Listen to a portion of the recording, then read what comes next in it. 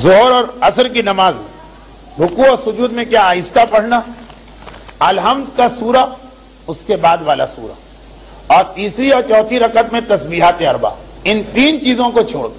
باقی پوری نماز نہ آہستہ کی کوئی پابندی ہے نہ زور کی کوئی پابندی ہے۔ جس نماز میں آپ چاہیں الحمد اس کے بعد والا سورہ اور تسبیحات اربع، خیر تسبیحات اربع ہمیشہ آہستہ، الحمد اور سورہ مردوں اور عورتوں کا مسئلہ، ظہرین کا اور مغربین کا مسئلہ، لیکن چھوڑ دو باقی پوری نماز، مثلا ظہرین کی نماز آہستہ پڑھنا، الحمد اور سورہ، باقی چاہے رکوع سجود تشہد سلام قنوت سب زور سے پڑھنا، مغربین کی نماز زور سے پڑھنا الحمد اور سورہ، باقی چاہے آپ سب آہستہ پڑھیں، اور ایک ہی نماز ظہر کی نماز میں رکوع زور سے پڑھا سجدہ آہستہ پڑھا، آدھا سجدہ زور سے پڑھا سبحان اللہ سبحان اللہ سبحان اللہ، آدھا سجدہ آہستہ پڑھا، یہ سب آپ کی مرضی پر ہے، کوئی پابندی نہیں۔ اچھا سوال جو پوچھا گیا کہ جن نمازوں میں زور سے پڑھنا تو کتنے زور سے پڑھنا اور آہستہ پڑھنا ہے تو کتنا آہستہ پڑھنا ہے، یہ چیز سمجھانا مشکل ہے۔ زور سے پڑھنے کا مقصد، اچھا یہ جو لوگ سمجھتے ہیں یہ غلط ہے کہ زور سے پڑھنے کا مقصد ایسا پڑھنا کہ اپنی آواز اپنے کان تک پہنچ جائے، یہ تو زور میں بھی یہی معیار ہے، آہستہ میں بھی یہی معیار ہے۔ جو نماز آہستہ پڑھی جاتی اس میں بھی یہی شرط کہ آہستہ سے مطلب ہے کہ اس طرح پڑھے کہ اگر بالکل ایک ساؤنڈ پروف کمرہ ہو جہاں کوئی باہر کی آواز نہ ہو،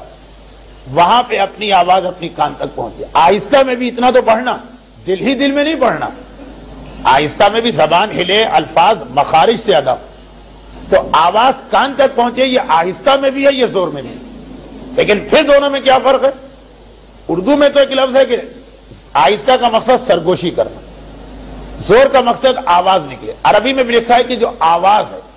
وہ نکلے، اور آہستہ کا مطلب آواز نہ نکلے۔ بیٹھا ہوا گلا ہو، یا جب وہ کوئی آدمی کسی سے چھپ کے کوئی بات کر رہا ہو، یا جب مثلا کسی ایسی عورت کے ساتھ اجتماع ہو کہ نہیں چاہتے کہ دوسروں کو اطلاع ملے، اس وقت جتنا آہستہ اس سے بات کرتے اس کو کہا جائے گا آہستہ، لیکن اس سے زیادہ اس کو سمجھانا ممکن نہیں۔ اسی لیے آہستہ آواز میں بھی اگر کوئی بہت ہی طاقتور مائک ہے وہ پوری آواز کو کھینچ کر کے مسجد میں پھیلا دے گا، لیکن نماز صحیح رہے گی۔ جوہر صوت، آواز کا ایک جوہر، آواز جو خود آواز کہتے ہیں، وہ نکلے زور ہے۔ زور کا مطلب سینے پہ یا پھیپڑے پہ زور دینا نہیں، آواز نکلے، اور آہستہ کا مطلب آواز نہ نکلے، سرگوشی ہو۔ دونوں صورتوں اتنا ہے کہ آواز اپنے کان تک پہنچے، یہاں تو نہیں بلکہ کسی بالکل ساؤنڈ پروف کمرے۔ برحمتک یا ارحم الراحمین، وصلی اللہ علی محمد وآلہ الطاہرین۔